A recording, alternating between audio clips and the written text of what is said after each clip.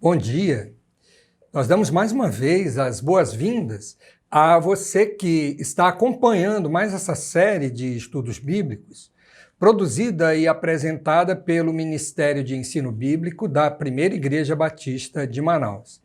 O nosso privilégio e prazer é estar junto com você nesse aprendizado da Palavra do Senhor. A nossa jornada durante esse último trimestre do ano se concentra no livro do profeta Isaías.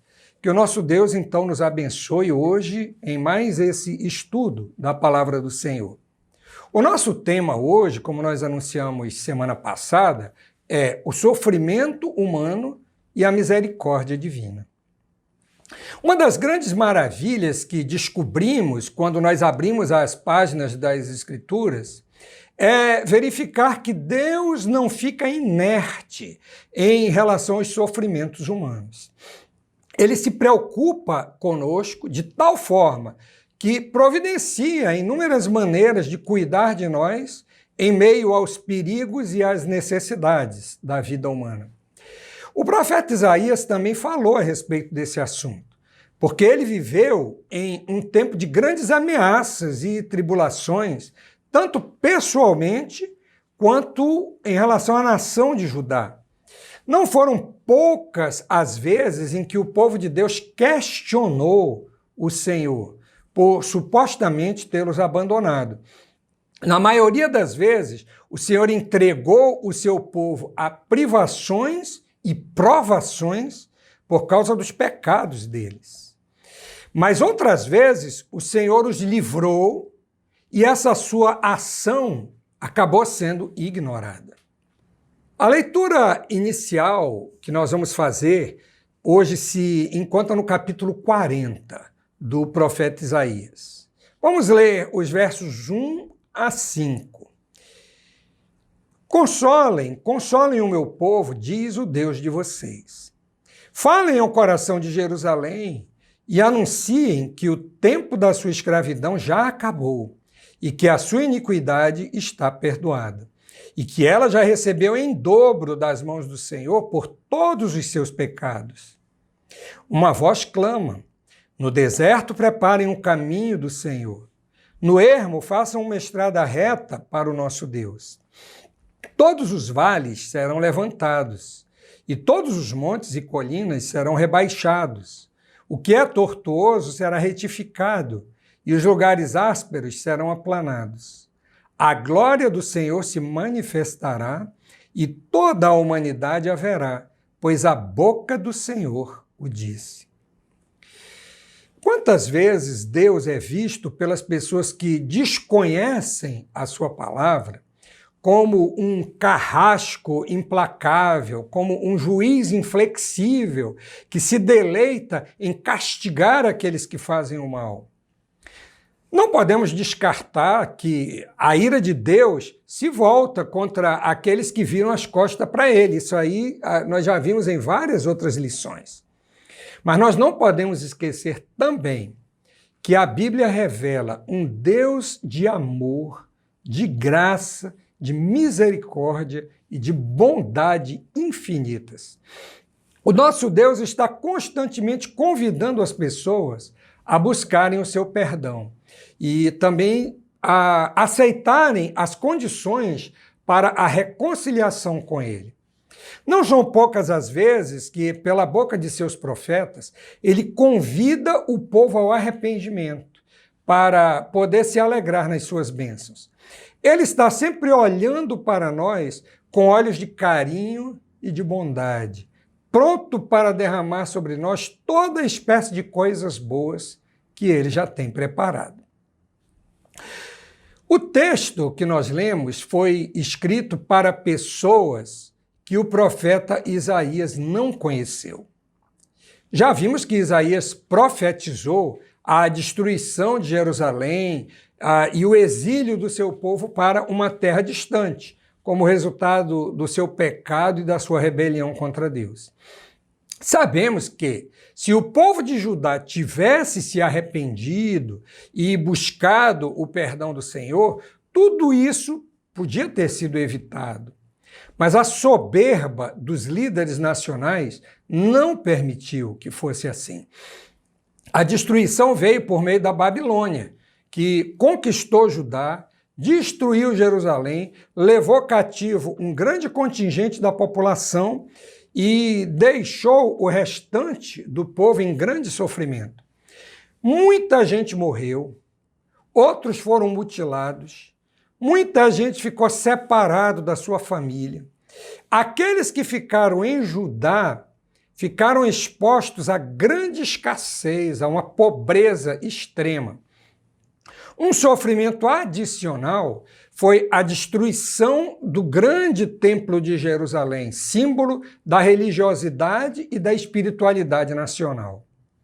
Muitos dentre o povo acreditavam até mesmo que Deus habitava no templo e que, com a sua destruição, Deus havia se afastado, se ausentado, abandonado o seu povo. Havia também o sofrimento moral de ver tudo que havia sido construído durante séculos pela glória dos grandes reis, como Davi, Salomão e outros, ser destruído de uma hora para outra. Aquele povo estava destruído fisicamente, espiritualmente e moralmente. As lamentações do profeta Jeremias mostram a realidade dessa tragédia de uma maneira muito viva, muito evidente, conforme nós lemos nos seus primeiros versículos, que dizem assim: como jaz solitária a cidade outrora populosa, tornou-se como viúva a que foi grande entre as nações, princesa entre as províncias, ficou sujeita a trabalhos forçados, chora amargamente de noite, e as lágrimas lhe correm pelo rosto. Entre todos os seus amantes não tem quem a console. Todos os seus amigos a traíram, tornaram-se seus inimigos. Judá foi levado ao exílio, afligido e sob grande servidão. Agora habita entre as nações sem encontrar descanso. Todos os seus perseguidores o apanharam nas suas angústias. Isso tudo foi previsto por Isaías, que certamente também lamentava a impenitência do povo no seu tempo. Mas mesmo antes da tragédia provocada pelos babilônios, Judá experimentou momentos de crise e sofrimento, que deveriam tê-los alertado para o que viria a seguir. Durante um bom tempo, eles tiveram de viver sob o reinado de um rei leproso e, portanto, sem condições de conviver normalmente com as pessoas. Logo em seguida, tiveram que conviver com as ameaças dos assírios, primeiro por Tiglat-Pileser e mais tarde por Senaqueribe. Também tiveram de suportar a idolatria e a violência de reis como Acais e Manassés. Mas tudo isso seria evitado se tão somente as pessoas prestassem atenção nas palavras do Senhor que foram ditas pelo profeta. Tu, Senhor, conservarás em perfeita paz aquele cujo propósito é firme, porque ele confia em ti. Confiem sempre no Senhor, porque o Senhor Deus é uma rocha eterna. O povo de Deus não precisava temer as ameaças externas, bastando apenas confiar no Senhor e entregar a Ele as providências. Mas agora, o povo de Judá está na Babilônia, longe de sua pátria, destituído de sua alegria e sem esperança de que algo novo pudesse acontecer para mudar essa situação. As palavras do profeta começam com uma expressão de consolo para o povo de Judá na Babilônia. A promessa do Senhor, por meio do profeta, é que ele vai manifestar a sua glória ao povo lá onde eles estão. Diferente do que eles pensavam, Deus não os havia abandonado. Pelo contrário, eles é que haviam abandonado o Senhor. Deus não habita em templos feitos por mãos humanas. O templo de Jerusalém foi um veículo para que a glória do Senhor fosse manifesta durante um tempo. mas ele não era necessário para Deus, porque Deus tem poder e autoridade para manifestar a sua glória em qualquer lugar, para qualquer pessoa e em qualquer circunstância, dependendo apenas da sua própria vontade. Quando fazemos uma leitura ordenada dos capítulos de Isaías, nós vemos uma mudança de ênfase nas suas palavras, a partir do capítulo 40. Nos capítulos anteriores, a ênfase estava no confronto, mas agora ele se concentra no consolo e na segurança que o povo pode ter em Deus.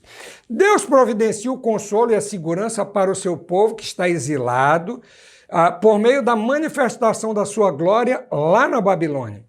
É a glória de Deus que transforma o mundo e não as ações dos homens. A promessa de Deus é que as tribulações do exílio estão com os seus dias contados. O povo estava quebrantado pela situação em que vivia no meio de uma nação de língua estranha. Deus revela a sua glória a fim de que todos entendam que Ele é poderoso sobre todas as circunstâncias e é capaz de suprir o seu povo com forças para resistir. A repetição da expressão consolem, consolem, reflete a ênfase do profundo sentimento de Deus em relação ao seu povo. Deus os chama de meu povo, apesar da incredulidade deles, e essa incredulidade os havia arrastado para aquela situação.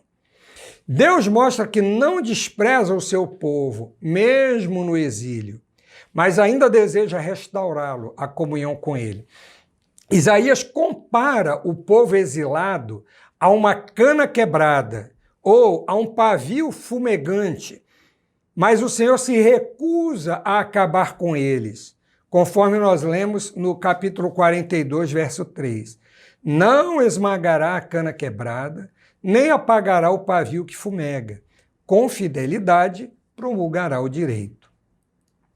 O objetivo de Deus, conforme as palavras do profeta, é, de novo, conquistar o coração do seu povo. A expressão o coração de Jerusalém mostra que Deus mantém a dignidade daquele povo e compreende os seus sofrimentos, embora eles estejam tão distantes da sua querida cidade. Deus anuncia o perdão dos pecados e a restauração de Judá, porque eles já receberam o castigo que mereciam pela sua maldade. Preparem um caminho no deserto, é o que o profeta anuncia. É exatamente em um lugar ermo, desértico, improdutivo, como o povo de Judá havia se tornado, que Deus vai começar a trazer o refúgio e o consolo para o seu povo. Leiamos a promessa do Senhor no capítulo 41, versos 17 e 18. Os pobres e necessitados buscam água, mas não a encontram. A língua deles está ressequida de sede. Mas eu, o Senhor, os ouvirei. Eu, o Deus de Israel, não os abandonarei. Abrirei rios no alto dos montes e fontes no meio dos vales. Transformarei o deserto em lençóis de águas e a terra seca em mananciais. Foi exatamente nesse texto que João Batista, o precursor do Messias, encontrou base para o seu chamamento profético e a sua missão. Por isso nós podemos afirmar com segurança que as palavras de Isaías são promessas messiânicas. A promessa de libertação do cativeiro babilônico para Judá era pouco, comparado com a promessa da gloriosa libertação preparada pelo Messias. O verso 4 faz uma alusão aos tortuosos caminhos que os viajantes tinham que enfrentar para chegar na cidade de Jerusalém. As estradas eram precárias e eram muito acidentadas.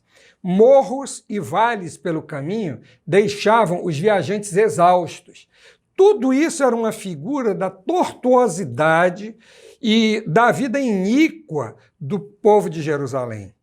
Mas a promessa é que esses caminhos seriam aplanados enquanto o Rei dos Reis passava por eles. Havia necessidade de arrependimento pessoal, de reforma social, de humilhação diante do Senhor para que Jerusalém voltasse a ser o que era antes, em todo o seu esplendor. Então aconteceria o que está predito no verso 5. A glória do Senhor se manifestará e toda a humanidade a verá, pois a boca do Senhor o disse. Deus vai se manifestar em toda a sua glória no retorno dos exilados, mas de modo especial no ministério messiânico. Quando os exilados voltaram a Jerusalém e começaram a reconstruir o templo, muitos ainda não acreditavam que isso seria possível. Muitos choraram porque aquele templo jamais iria alcançar o esplendor, a glória do antigo templo de Salomão. Aí surgiu o profeta Ageu, que lhes falou o seguinte: a glória deste novo templo será maior que a do primeiro, diz o Senhor dos Exércitos, e neste lugar darei a paz, diz o Senhor dos Exércitos. Aquele novo templo foi mais tarde reformado e embelezado por Herodes.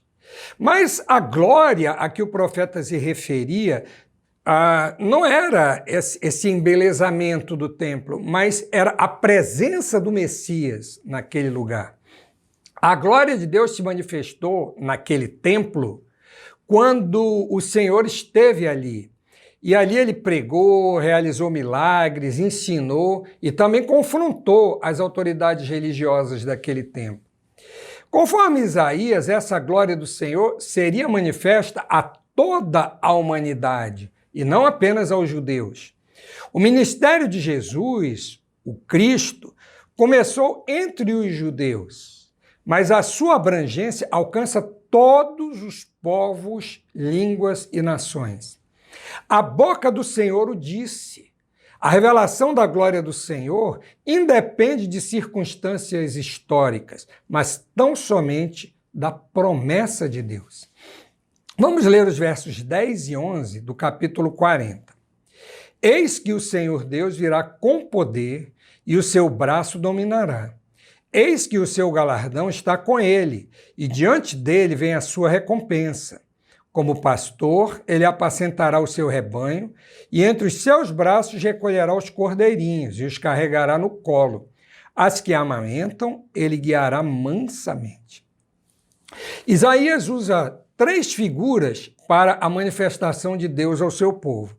Primeiro, ele o apresenta como um rei vitorioso. Ele vem com poder, o seu braço dominará. Os imperadores dos grandes reinos conquistadores podiam se achar muito poderosos, mas Yahvé é quem tem todo o poder. É ele e não Ciro quem será o responsável final pelo retorno dos exilados de Judá. É ele, por meio do ministério do Messias, quem trará a libertação final e definitiva para o seu povo oprimido. Em seguida, Isaías apresenta o Senhor como um benfeitor generoso. O seu galardão está com ele, e com ele vem a sua recompensa. Deus se alegra em dar presentes generosos ao seu povo que nele confia. Humanamente, não havia esperança de que os judeus retornassem tão cedo à sua terra, mas Deus providenciou para que tudo isso acontecesse. Por último, ele apresenta Deus como um pastor cuidadoso, que apacenta, recolhe, carrega nos braços e amamenta o seu rebanho. Deus, em sua misericórdia, providencia tudo para que o seu povo tenha o que precisa. O seu cuidado e amor são tão grandes que ele enviou seu próprio filho como o bom pastor para morrer pelos nossos pecados. O próprio Jesus confirmou isso no Evangelho de João, capítulo 10, verso 11. Eu sou o bom pastor. O bom pastor dá a vida pelas ovelhas. O verso 9 anuncia Jerusalém como proclamadora das boas novas de salvação para toda a terra. O povo de Judá recebe finalmente a mensagem de que o seu Deus não está ausente, mas que ele se apresenta para defender o seu povo e subjugar aqueles que o estão maltratando. Os exilados de Judá deverão voltar à terra prometida, porque é lá que o Messias vai se apresentar a eles. A história de Judá ilustra fielmente a história de cada um de nós. Criados por um Deus sábio e amoroso, cada um de nós se desviou dos caminhos dele. Os nossos pecados fizeram separação entre nós e o nosso Deus, de tal modo que nós somos condenados à perdição eterna. Porém, não é necessário que essa condição se perpetue, porque Deus oferece o caminho de arrependimento e fé para o perdão dos nossos pecados. Mas nem todos os sofrimentos humanos são consequência direta dos pecados pessoais. Muitas vezes nós sofremos pelos pecados de outras pessoas. Outras vezes somos atingidos por calamidades naturais, por enfermidades inesperadas, pelo luto que nos machuca tanto, pelas injustiças e até pela tristeza de ver as pessoas que amamos serem vítimas de triste destino. Nada disso está oculto aos olhos de Deus. Os sofrimentos humanos estão diante dele e ele tem grande empatia conosco em nossas dores. A sua misericórdia e a sua providência nos alcançam e nos consolam, como consolaram o povo de Judá lá no exílio. Mesmo que a nossa vida seja como a erva do campo, que seca e murcha quando o sol inclemente repousa sobre ela, Deus promete que a sua palavra nunca murchará. Ela permanece para sempre. As promessas do Senhor se cumprem na vida daqueles que esperam nele. Somente Deus é digno de confiança absoluta, pois as suas palavras jamais cairão no esquecimento. O povo de Israel, que estava no exílio, poderia muito bem cantar, juntamente conosco, a estrofe daquele hino que diz: que consolação tem meu coração descansando no poder de Deus. Ele tem prazer em me proteger, descansando no poder de Deus. Esse querido hino resume bem a mensagem de Isaías sobre o sofrimento humano e a misericórdia divina. Podemos, de fato, descansar no poder de Deus, pois ele tem grande prazer em cuidar de nós. No próximo domingo, nós vamos continuar o estudo do profeta Isaías, com o tema Proteção e Bênção de Deus ao seu povo. Continue lendo o livro do profeta Isaías para aproveitar melhor os estudos de cada semana. Que Deus nos abençoe a todos e nos dê um domingo abençoado.